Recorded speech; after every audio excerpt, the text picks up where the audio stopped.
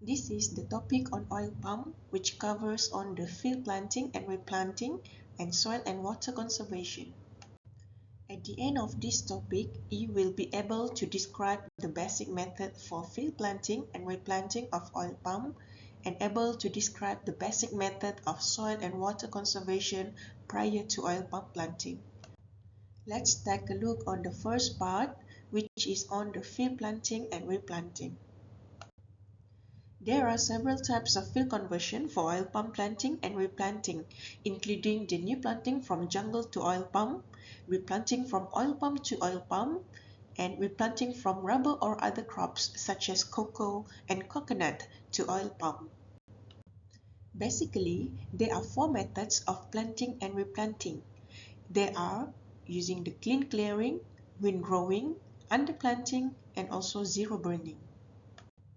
Let's have a look on the first one, which is the clean clearing. Clean clearing refers to the total destruction by felling and complete burning. It is very destructive to the soil properties. However, it benefited in reducing the Ganoderma boninans infection and also reduced the rhinoceros beetle population. However, it requires a proper timing to coincide with dry weather. This figure shows the clean clearing conducted in the field. The next technique is windrowing. In this technique, the remnants of old stands are left to decompose in the interrow areas, and sometimes partial burning is done. Severe rhinoceros beetle damage could be inflicted on young palms, especially in the coastal region. This figure shows the activities in the windrowing. The first one is the mechanical felling. In this activity, the oil palm trees is being uprooted before chipping of the trunk frond is done. Next, the palm trunks and fronds are chipped and shredded to allow rapid decomposition of the residues. The chipped and shredded materials are spread evenly and left to decompose in situ. The next technique is underplanting. In this technique, the young palms are established in the interrow areas of the original stand, followed by a systematic thinning of the original stand over a period of 12 months. This technique is considered as the cheapest method. However, there is a considerable risk of rhinoceros beetle attack and Ganoderma infection. The next technique is zero burning. In this technique, the process of land clearing left the biomass to rot in situ. This is the more appropriate technique in respect of the environment. It reduces the air pollution and recycles the organic matters.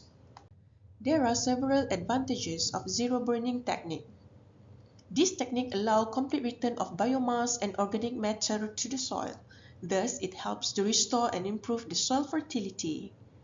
It also reduced the fallow period as the new stand could be planted simultaneously with felling or shredding operation. The activities of felling and clearing will no longer depend on the weather. Thus, unnecessary delay can be avoided. The cost of the land clearing will also be cheaper since there is no burning involved. And lastly, this technique is environmental friendly. Next, let's have a look on the activities in field planting and replanting. Prior to planting, there are several activities to be done, including the land preparation, the terrace construction for hilly area, drainage construction, lining, the establishment of the leguminous cover crops, transportation of oil palm seedlings, and also hauling.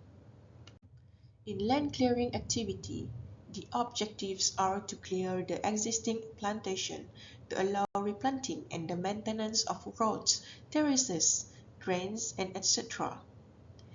It is also to kill the oil palms in an area due for replanting and to prevent the regrowth of the original crop after felling.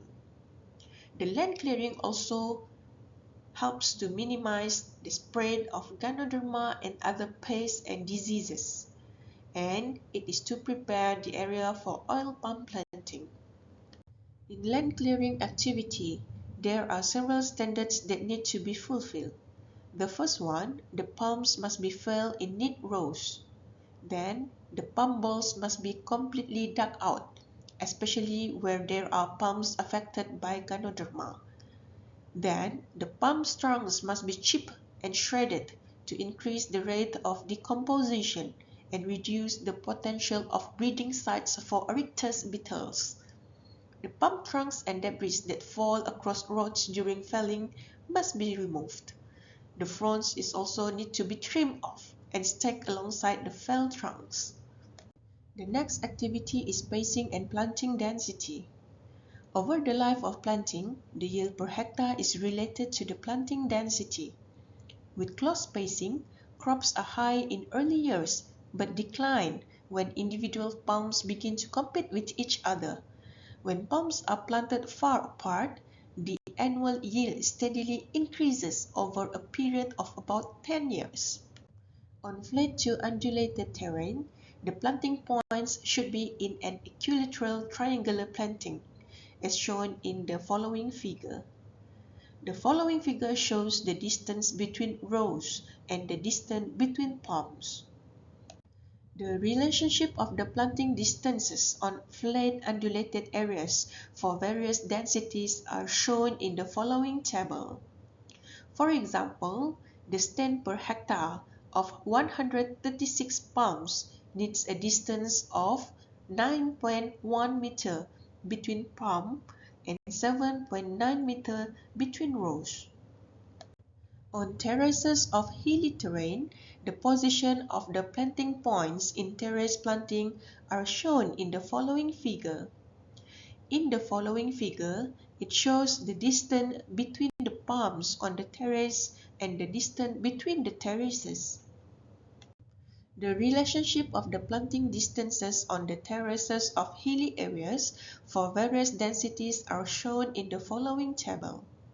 For example, the stand per hectare of 148 palms requires a distance between palms of 8.6 meter on terraces with a 7.9 meter of distance between two terraces. In coastal soils, the spacing of 9.14 meters times 9.14 meters times 9.14 meters in a triangular pattern and the distance between rows of 7.92 meters is required for a palm stand of 136 palms per hectare. For the less fertile coastal soil or marginal soils such as acid sulfate or peat soil, the distance of 8.84 meter times 8.84 meters and 8.84 meters in a triangular pattern with a distance between rows of 7.65 meter is required for a palm stand of 148 palms per hectare. This figure shows the spacing and planting density in fertile coastal soils using the triangular pattern to have a stand per hectare of 136 palms. Next, this figure shows the spacing and planting density in marginal soils using the triangular planting system with a distance of 8.84 meter each to have a stand per hectare of 148 palms. The next activity is lining. The objective of lining is to produce an evenly spaced stand for palms so that each of the palm has the same access to the nutrients, water, and sunlight. During lining activity, there are several standards that need to be fulfilled. Except in steep or terraces areas, there should be 3 clear sight lines at 60 degrees along the lines of the planting points. All plantable areas are lined for planting, and the palms are not planted in implantable areas such as undrainable areas, rocky areas, or very steep areas, too close to all stumps, or socially sensitive areas. The roads and drainage points must be clearly marked. In lining activity, there are several procedures involved. First, The palms are planted in equilateral triangular pattern so that all palms are equidistant from others around them. Next, relocate the main base or raja line.